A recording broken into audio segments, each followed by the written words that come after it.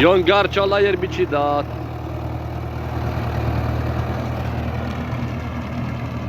Undeva în Pogănești, în Șaiteleu. Șaiteleu. Ați auzit de Șaiteleu? Pogănești, de aici.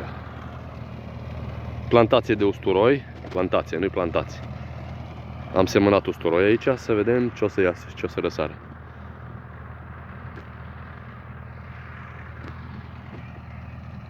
Bravo, Ioane, ține tot așa.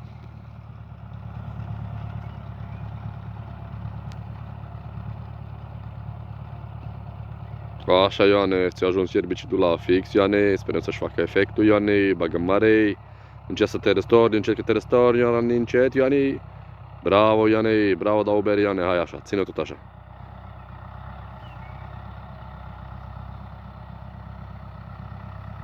Ține tot așa, e bun, e bun, e bun.